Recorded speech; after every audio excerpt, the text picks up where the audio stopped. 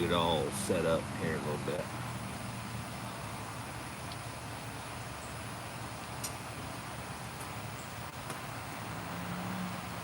Everybody a minute to click in because this is going to be one that I'm very much passionate about this evening. So this show might go for a little longer than an hour. Or it might go a little longer than 30 minutes. It might go closer to an hour. Especially, you know, with the stuff that Florida's got coming up this week with the bear hunt.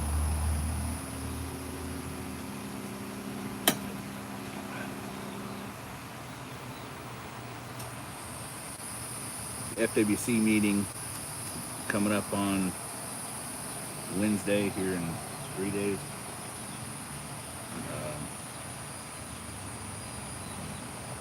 Typically I would do this live and then schedule this to publish on that Wednesday, so you guys could watch it then again on Wednesday. But this week, I think I'm going to let it be live the whole week. That way I can push people back to it even before the podcast comes out. I'm just going to cut my download numbers down on Wednesday, but that is perfectly okay with me. I want to get this information out there as fast as I can, so that you guys can be a little better informed when it comes to your what you want to say on Wednesday at the end. Hopefully we see you all there.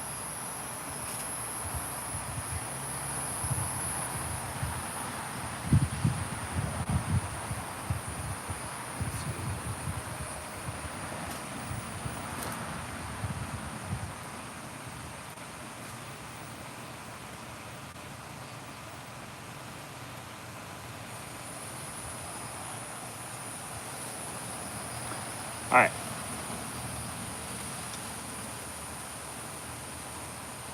On the little record button. All right. So we're talking hunting is conservation, right? We got a big week coming up this week. It's Sunday night tonight, Wednesday. We're going to be at the FWC Commission meeting, speaking in favor of the bear hunt. We want to make sure we get a bear hunt back on the books, and we want it to stick. We don't want to do that crap we did last time, like 2015 or 16, where we had one hunt and then it all got regulated away and stuff like that. So before we jump into all of it, let's talk about this week's episode is brought to you by Deep Roots Rifle Company. Elevated excellence rooted in integrity and reliability. Use the link down in the description to get on over to their website and order just about everything you need to get into the woods this fall. From a fully custom-built rifle in-house to flashlights to help you find your way in the dark. And be sure to tell them that the UPO guys sent you. One of the craziest things, and this is, you got to keep this in mind if you're going to be at the meeting. You're going to have the antis, and they're going to spout just straight lies. And you need to just roll with the punches. Let it be. There's no need to get up there and tell the commission that they're lying. And try to prove that the chickens are making noise. And try to prove they're lying. Because they know better than that. They're not stupid, right? So, let them lie. They all know Katrina Shaddix is full of crap. They're going to have their pile of people that are there. Nothing you can do about it. But we need to show up and be there for this. But what we're going to talk about, because the biggest thing I see coming out of this is they're talking about how we want to use hunting as conservation. And they say conservation, right? What they mean is preservation. Hunting is not preservation. Conservation, as defined, is you're setting something aside for later use. Preservation means you're setting it aside to not touch it anymore. So we want to, and there was a time when the Florida black bear was protected in the state of Florida. and now it's not, and that's a good thing. Like, that's a reason to celebrate, right? We're successful in regenerating this population of black bears to the point we now have a huntable population again, and the population itself is booming across the state. Now, I don't disagree that we have done a lot to do away with a lot of their habitat, and that's not a good thing either across the board for any critter, right? But that's a whole different subject. So we're going to start by talking about, I should have wore that shirt. I got a Pittman Robertson and Dingle Johnson, right? And this is the Pittman Robertson Act of 1937. The official name is the Federal Aid and Wildlife Restoration Act, and it's a fund source. Federal excise tax on firearms, ammunition, and archery equipment. It's currently at like 10 to 11%, right? So,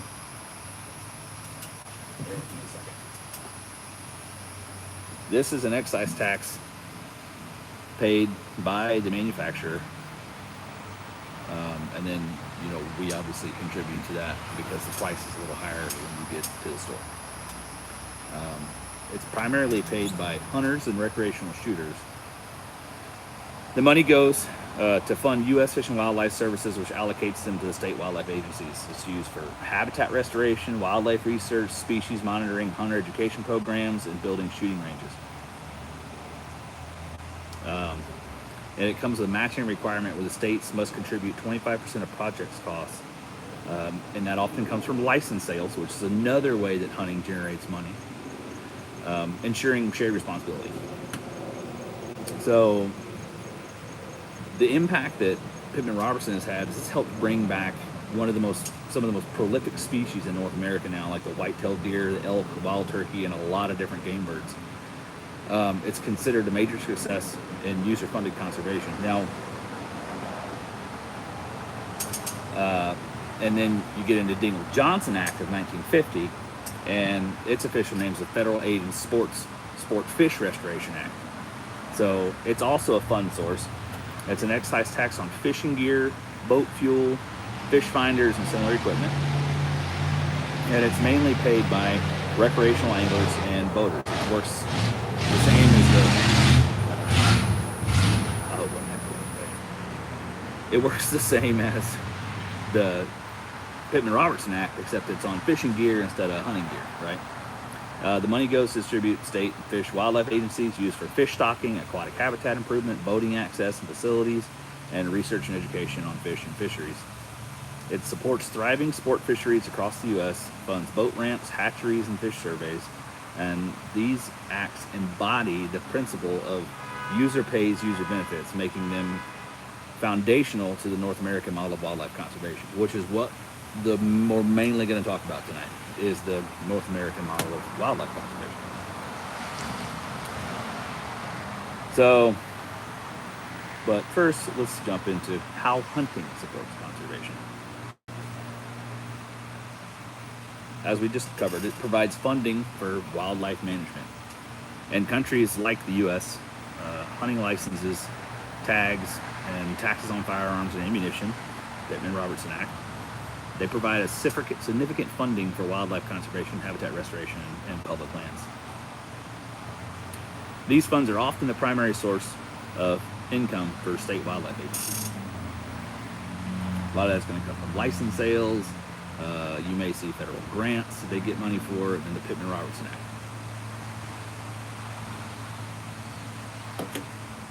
And Dingle Johnson.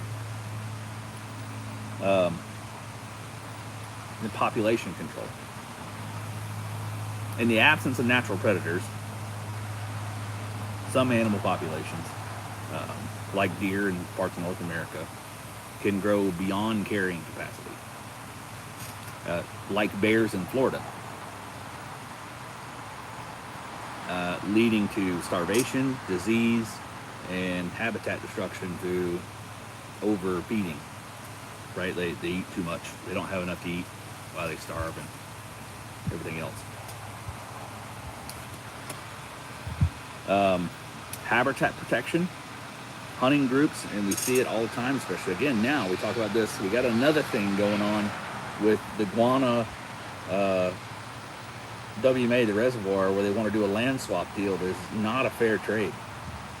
Habitat protection. Hunting groups have historically purchased and protected vast areas of habitat to ensure the healthy wildlife populations, benefiting a lot of non-hunting species too. So you want to talk about hunting groups that purchase a lot of land. Ducks Unlimited is one of those. Ducks Unlimited purchases wetlands, and that benefits a whole lot more than just ducks. But you see a lot of hunting groups coming together now to push back against the state of Florida on this land swap crap to keep guana.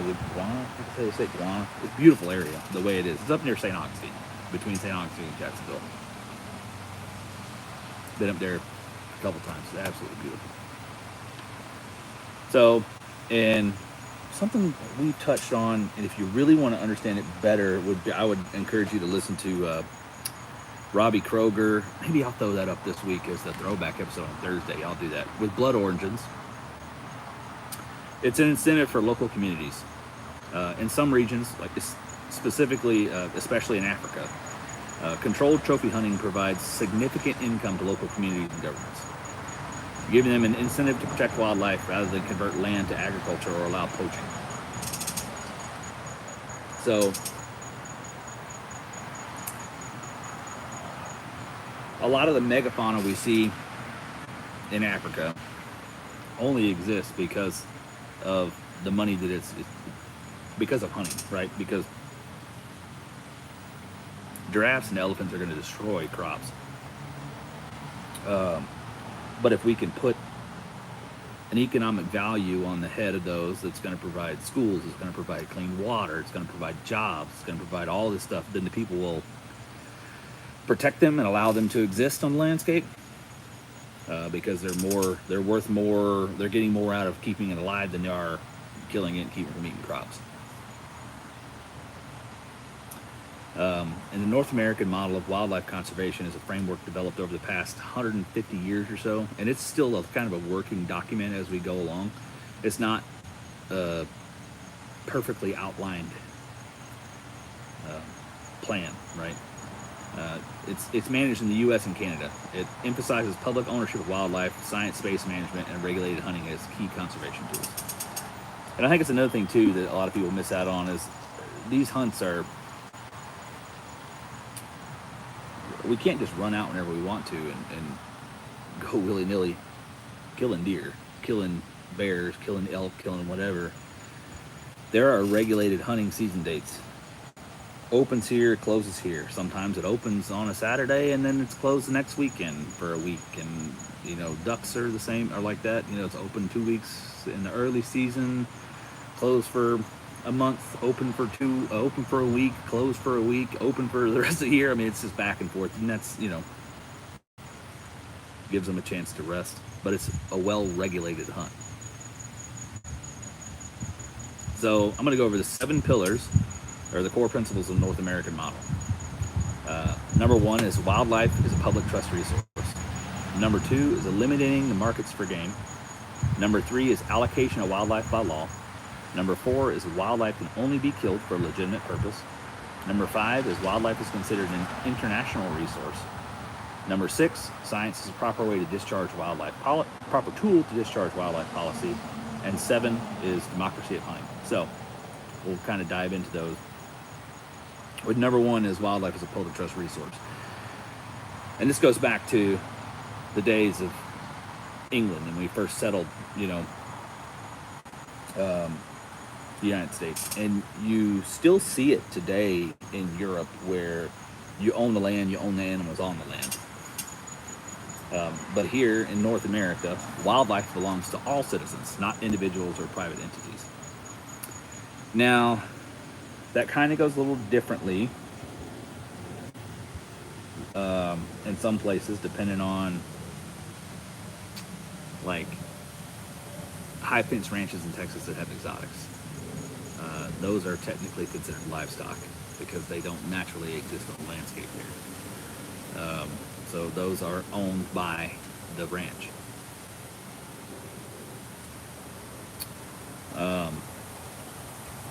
We're going to talk about eliminating markets for game. So you think back to the days of like Daniel Boone and Davy Crockett, and the fact that they were in the buckskin trade, right? They were literally going out, killing deer, and trading pelts.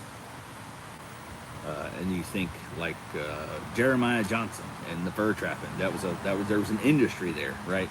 And there still is. I mean, kind of a fur bearer industry. Not like it was. I need to make a shirt that says "Make fur trapping, make the fur trade for the fur market great again," something like that, because that was a day when we trapped out all the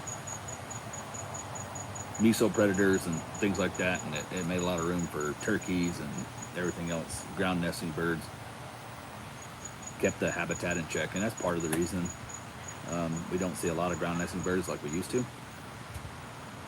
But commercial hunting and sale of wild animals, like what happened with bison or passenger pigeons, is prohibited under the Lacey Act, right? So I talked about this with Jim on the podcast the other night. Somebody wanted to trade him fish for crane. He's like, I can't do that, man. That's illegal. Correct. I can give you crane, and I can give you venison, but I can't make a trade for it. I can't use it as a form of payment or barter. That's a violation of the Lacey Act. And that's a federal violation, felony. And what that is doing is it's helping prevent overexploitation for profit. I mean, you talk about the plumage trade that saw a lot of our wading birds disappear, just birds in general, right?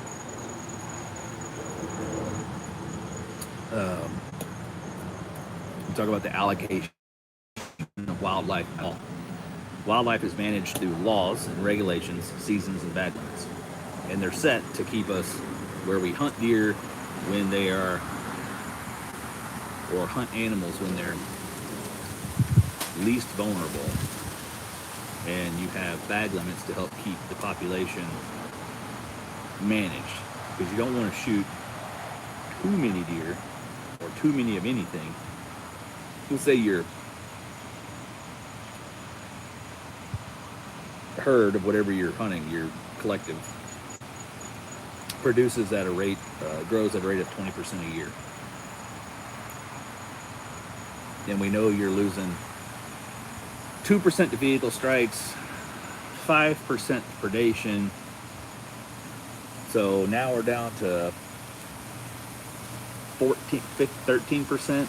So we want to make sure we're killing another less than 10%, 5 to 8%. That way you have that percentage buffer where it continues to grow, and that's on an average year, right? You don't want to take a good year or a bad year. Those are going to happen, but you can also, they go back and they reassess that stuff every year. It happens a lot out west with tag allocation, and depending on how bad the winter was the year before and stuff like that, tag allocations for elk and things of that nature. So it's a constantly evolving process. We don't just stick to the same tags year over year, the same tag allocation year over year. Wildlife is considered an international resource. Many species cross borders, like migratory birds is a great example. Ducks are going from way up in Canada all the way down to Mexico, and you're shooting through the flyways across the United States. You go to Mexico and hunt ducks, you can kill a bunch.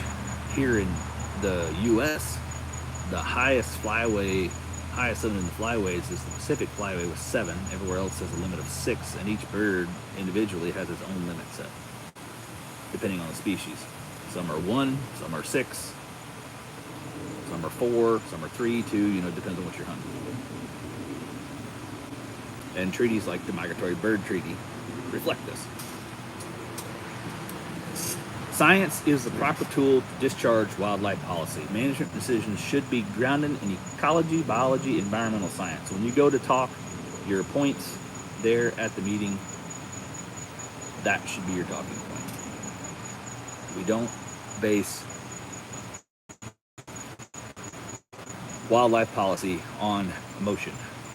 We base wildlife policy and management decisions on ecology, biology, and environmental science. That is it. That's how it should be done. We're blessed to have public input on these rule changes, but in the end, we need to do what the science says is best. And this helps ensure long-term sustainability. We want to make sure that year over year over year over year, indefinitely, the animals we enjoyed hunting are still available for the next generation of hunters, fishermen to enjoy, even your bird watchers to enjoy. Access to hunting should be available to all citizens, not just elites. Now,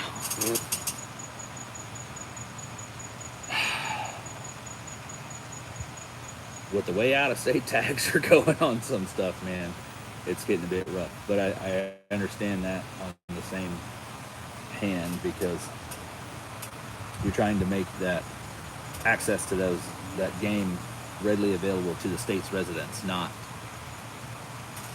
as available to non-residents. And I'm sure, as in a majority of states, that the majority of license sale revenue generated comes from non-resident tags, because they are more expensive. And I'm looking at spending over $300 just to go hunt deer in Georgia, over $400 to go to Alabama. You talking about elk tags out west can be $600-700 just for one tag, just for a chance to go and kill an elk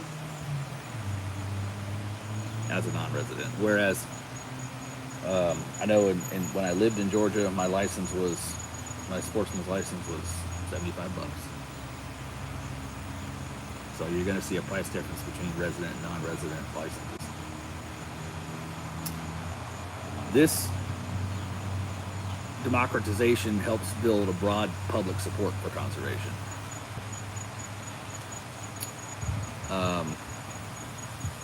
Acceptance of hunting is on the incline. It's not on the decline like they would like to have you believe. And it actually grew quite a bit during COVID, because a lot of people wanted to become more aware of where their food was coming from. So you saw a surge in hunter numbers and hunter participation numbers, which is great, because we need all those people to show up to these meetings and to help stop hunting lands and state parks and crap from being sold off and turned into golf courses and everything else. We don't want that here in Florida. We don't want it anywhere. Nobody wants that. Nobody who enjoys being outside wants that.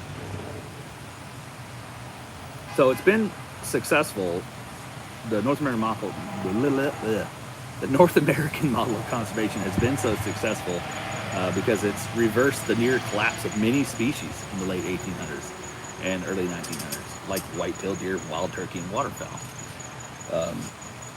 You go back to, you talk to like your, if I could still talk to my great-grandfather, when he was alive and a kid, he probably didn't hunt deer because there weren't deer around. They just didn't. You saw a deer track, it was like finding a unicorn in the Southeast, because they just weren't here. They were hunted out. That's why when you look at older generations of hunters, you see it was more popular. Small game was popular. Upland bird hunting was more popular. Because a lot of those species still existed in areas where deer didn't. It wasn't because deer hunting just wasn't popular. It wasn't popular because deer weren't around. But we trapped deer and we brought them back into these states, and we built these new, built up the populations and rebounded it. And then, we were able to open up hunting seasons in a lot of places, open without being able to kill does. And then now you got, like the state of Georgia, you can kill 10 does a year. That's awesome. That's good stuff. And now they're even looking at, I think they're going to do an early rifle this year that's going to be doe only.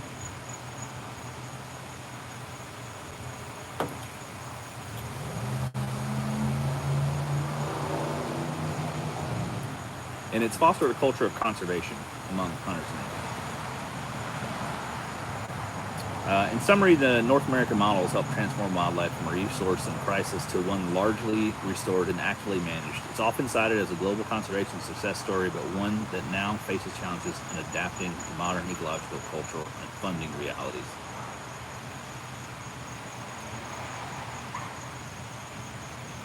Times are changing, and I'm sure funding is not as easy as it used to be. And because in the funding challenges it comes across is that hunting, although it's more popular now than it was, there aren't nearly as many hunters on the landscape. Not as many people are buying hunting licenses. Not as many people are buying hunting equipment. So it's tough. You're going to see these crazies Wednesday, if you listen to this Wednesday morning, on your way to the meeting.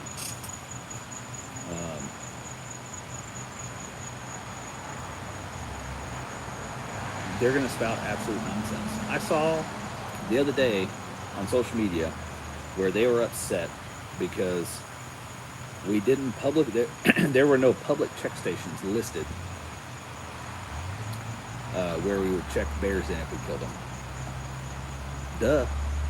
Because when we did that last year, they sat there and they went to all those check stations and they harassed legal hunters coming in and legally checking in bears. They're the reason that those check stations don't exist anymore. What I really want to see come out of this is that we do this, and then when those sites get found out, or things that, if any of that stuff gets found out, and they want to set up and harass, and they want to come to these WMAs, we need to start prosecuting. Not just warning, prosecuting for hunter harassment. It is a law on the books in Florida, and I don't think, at least last I checked, it had been prosecuted for yet, but that needs to change. Plain and simple. Do something for the hunters, prosecute for hunter harassment, and they need to understand we're doing something legal and being law-abiding.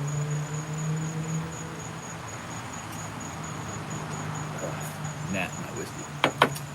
I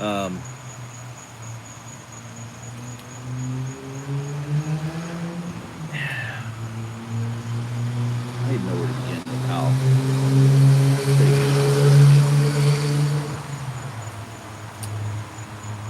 get your popcorn, like Jim said. Sit back, relax, let them be crazy, because everybody sees it, right? And I know that there's a lot of discontent with how the FWC board is made up, but so far they've done a lot of good, a lot more good than they've done bad. And when you show up, most of the time the board itself listens to hunter input. And they are hunters. They might be developers as well, but they are hunters. And they might be high fence hunters, but I would rather have a high fence hunter than somebody who's not a hunter at all. It's not perfect. And it never will be. And I can tell you the way that they tried to rewrite it to make it better would not be perfect either. You're going to pack it full of antis and then it'll be really bad. Do I think it needs reformation? Sure. I don't really know how to go about that.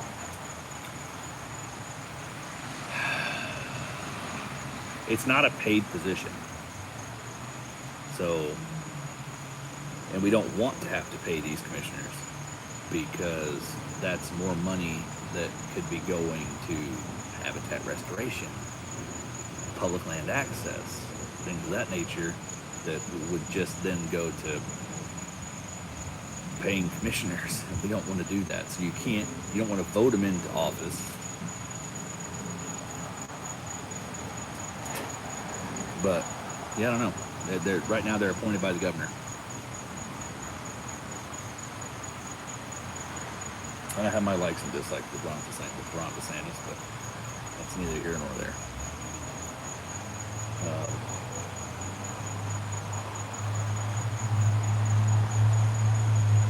If you're gonna speak, you're gonna show up and you're gonna speak. The sign up starts at 7:30. You need to be there early because the antis are gonna be there early. And they're going to get in line. They're going to make sure they get a chance to speak. They don't want this. They push to have this moved to a separate agenda meeting somewhere else. Really, and it would have been further away from where your base of hunters are here in Central Florida. This is going to be right here in the heart of North Central Florida in Ocala. And I hope that hunters show up and pack it out. Everybody's in orange, camouflage, whatever. Visually identify yourself as a hunter, because we want the commission to know whether we speak or don't speak. You should speak, but you're there as a hunter and you show up and you're in support of the bear hunt. You just step up to the mic, thank the commissioners for their time, say I support a well-regulated science-based management of bears in Florida. Let's have a bear hunt in 2025. Commissioners, thank you for your time. You sit down. You don't need to go on some rant.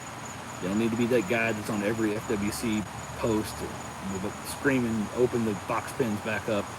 Like, that guy gets ignored just as fast as the crazy anti-hunters do.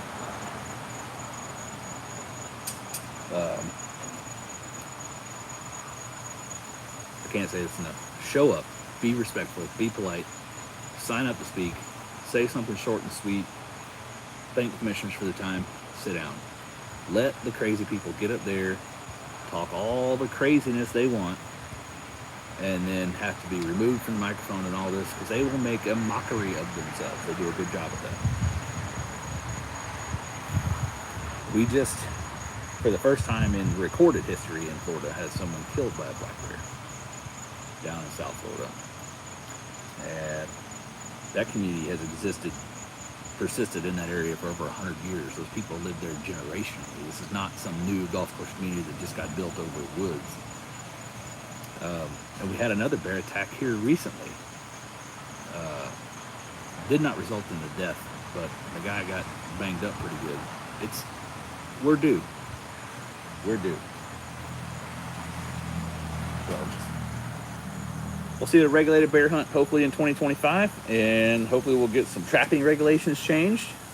That way we can start setting some foothold traps and dog-proof traps and trapping fur bears off the landscape here, getting rid of some raccoons and stuff like that, and get our turkey populations back up and get those predators in check. There's a lot of cool regulation changes hopefully coming down the pipe here for Florida, and I'm excited about that. With that, like I said, comes the deal with iguana. They're going to want to put houses on WMA land. We don't want that. We just fought off golf courses that try to come in on WMA land. We don't want that either. We don't want pickleball courts on state parks. Can't even hunt on state parks, and hunters rose up and said, not today. Not here, not now, not ever. Build them. We got enough golf courses in Florida. We don't need more. And pickleball courts, good Lord. They're going up everywhere too. Like, the only thing I think we got more of pickleball courts is Dollar General. But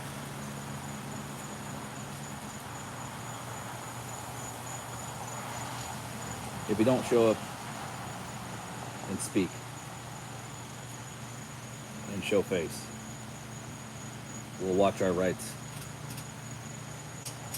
as hunters be eroded away, one little bit at a time.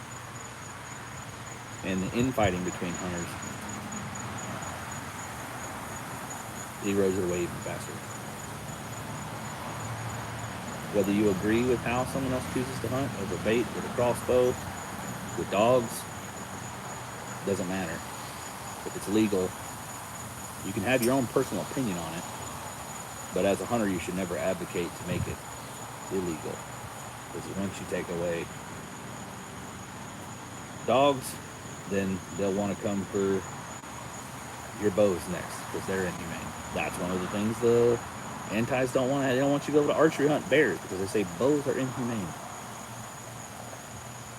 So if you think they won't come for that after they've got dog hunting off the menu, it's coming. They'll never stop.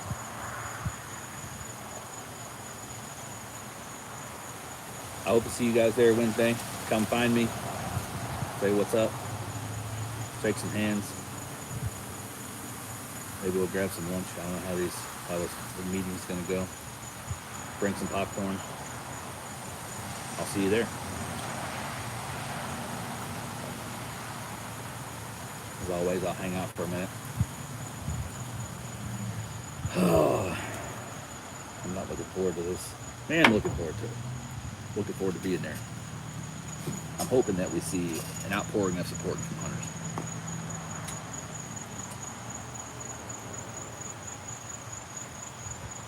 Hoping we get a bear hunt.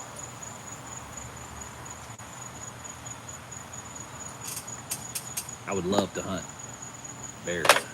I don't know that I'm put in for one here right away. I know it ain't gonna be cheap. I'll put in for it. Lord of mercy, tags are gonna be expensive. I would love to kill a Florida black bear. I don't know that Florida's gonna be the first place I manage to take black bear, but we'll see. See how it goes.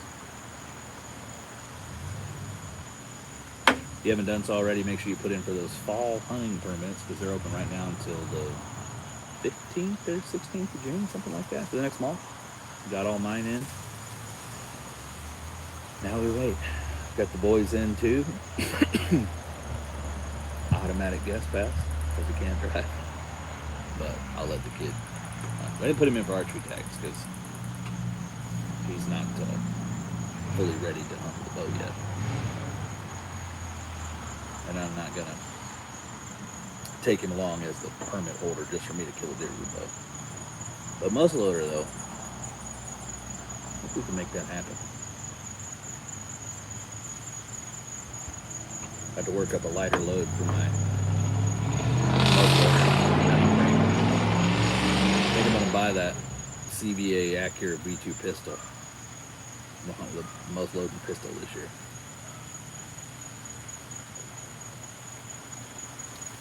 And I'll probably let the old Colt Walker try and eat during rifle season. Just can't get a daggum answer back from FWC on whether it's legal or not. Even though it's a black powder pistol, it doesn't technically load from the muzzle, it loads through the cylinder. Just still gotta, pack it down from the front of the cylinder. I don't know. Never sent him an email, never got an answer back. Pretty frustrated with that. Maybe need to send another email. We'll see. But I'll catch you guys next week. Appreciate it. Hope to see you Wednesday.